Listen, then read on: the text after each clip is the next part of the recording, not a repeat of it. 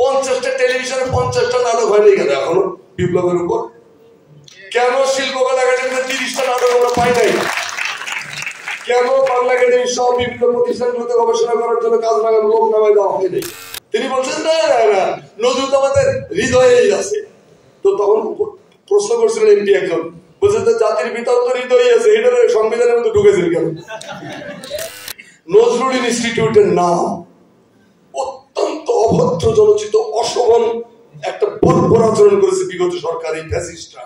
15ই আগস্টে যারা কাণ্ডটা করেছিল তারা ধ্বংস হয়েছে কেন জানেন? তাদের পক্ষে কেউ দাঁড়ায়নি। যখন বিপদ আসলে সব সুবিধাবাদীরা কেটে গেছে, ফাঁসিতে ঝুলল সামান্য কয়েকজন লোক। শুধুমাত্র বয়ান তৈরি করা, লিটারেচার তৈরি করা হয়নি।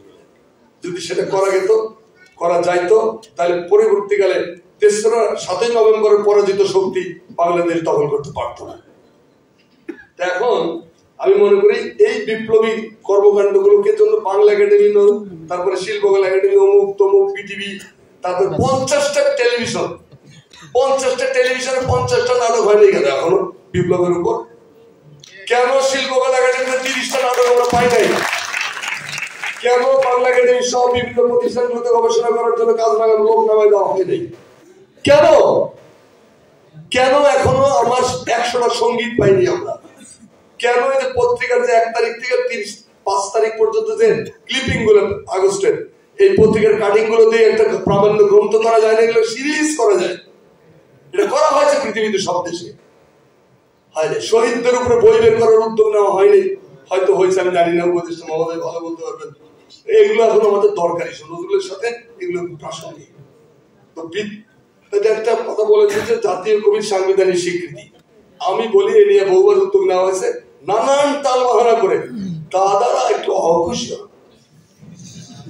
এই অখুশির কারণ দেখে আসাদুজ্জামান নূর সাহেব এইটা প্রেজেন্ট করে দিয়েছিলেন পার্লামেন্ট থেকে, 1.5 তারিখ সহ আমি দিতে পারবো। তিনি বলছেন না না না, নজরুল তো আমাদের হৃদয়েই আছে।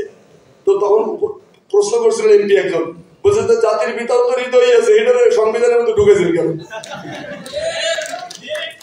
তো বলছেন না, ও জাতির পিতাই জাতির পিতা। কেন ওর বাড়ি গোপালগঞ্জ, এর বাড়ি তো গোপালগঞ্জ না, এর বাড়ি হলো চুরুলিয়া।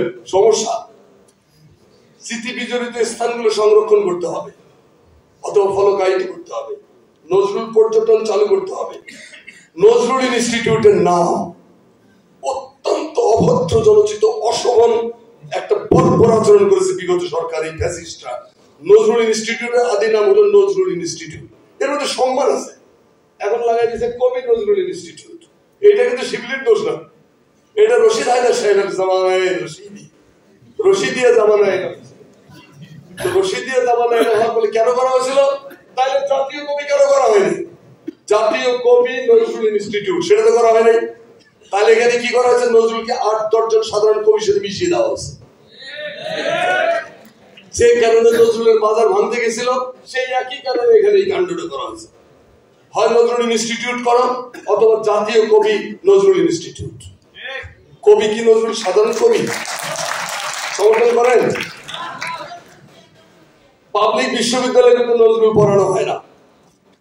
প্রত্যেকটি পাবলিক বিশ্ববিদ্যালয় অনুসন্ধান করেছি আমি, দেখা যায় নজরুলের জন্য বরাদ্দ হলো অনার্স মাস্টার্স পেলে 2000 নাম্বার মধ্যে 26 নাম্বার বরাদ্দ।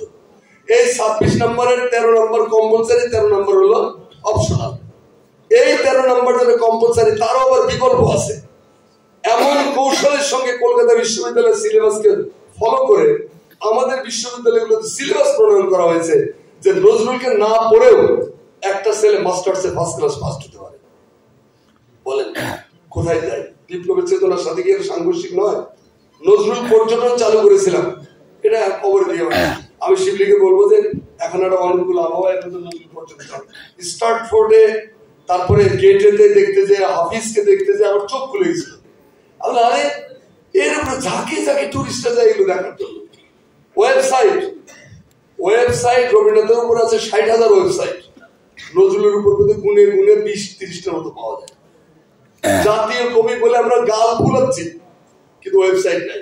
আর যেগুলো আছে সেগুলো কোনোটা হয়তো 10 বছর ধরে আর করা হয়নি, মানে কোনো জিনিস ঢোকানোই হয়নি। এই দুর্বলতা আমাদের। অনুবাদ, যেটা আমাদের উপদেষ্টা মহোদয় বলছিলেন যে অনুবাদ নজরুলের ইউরোপের ভাষাগুলোতে এখনো হয়নি। আর দিতেই হয়নি। আমরা চীনা ভাষায় করেছিলাম, স্প্যানিশে করেছিলাম, উর্দুতে করেছিলাম এবং ইংরেজিতে তো আগে থেকেই ছিল। তো সঙ্গীত, নজরুল সঙ্গীতের সমস্যা কি? প্রধান সমস্যা হলো নজরুল সঙ্গীতের স্পন্সর পাওয়া যায় না। কেন জানেন? 15 বছর কি পরিমাণ বিমাতা সুলভ আচরণ করা হয়েছে। ইস্ট এশিয়াটিক আসাদুজ্জামান নূর সাহেবের এই প্রতিষ্ঠানটার হাতে এখনো বাংলাদেশের 60% বিজ্ঞাপনের দখল। এটা ভাঙতে হবে ভূতের বাড়ি। এটা এখান থেকে সব নিয়ন্ত্রণ করে কালচারাল ফিল্ডটা। এইখান থেকে যদি আসাদুজ্জামান নূরের এই সাম্রাজ্য ডিস্ট্রয় করা যায়, তাহলে বাংলাদেশে বিজ্ঞাপন জগৎ মুক্ত হয়ে যাবে। তখন নজরুল সঙ্গীতের সমস্যা থাকবে না।